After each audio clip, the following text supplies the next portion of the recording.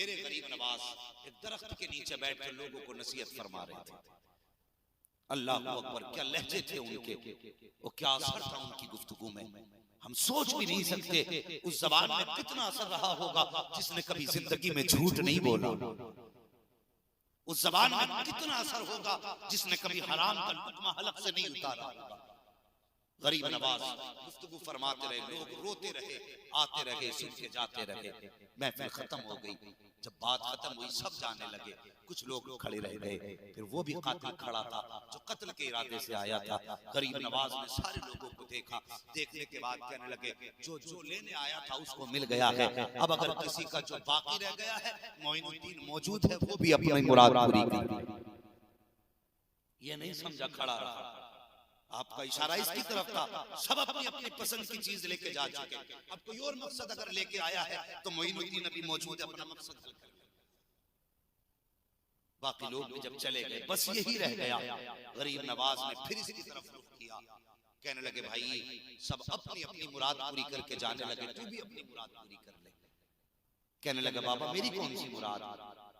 کہنے لگے اگر مراد نہیں تو پھر خنجر کیوں لے کے آیا؟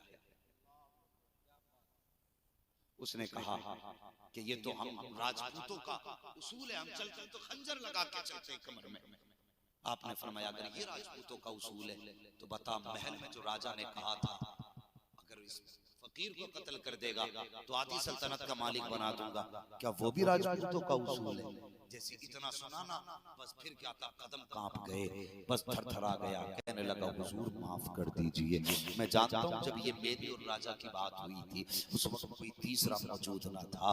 میں سمجھ گیا کہ جس نے درخت کے نیچے بیٹھے بیٹھے جو میری کمر میں چھپے خنجر کو بھی جانتا ہے، محل میں راجہ سے کیا بات ہوئی ہے اس بات کو بھی جانتا ہے. میں سمجھ گیا وہ کوئی عام شخص نہیں ہوگا، بڑی شان والا ہوگا.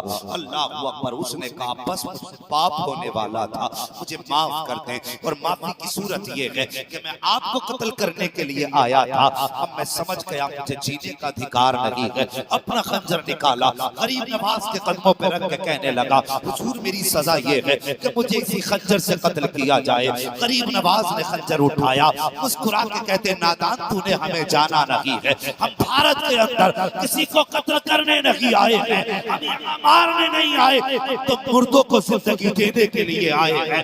جا ہم نے تجھے معاف کر دیا ہے.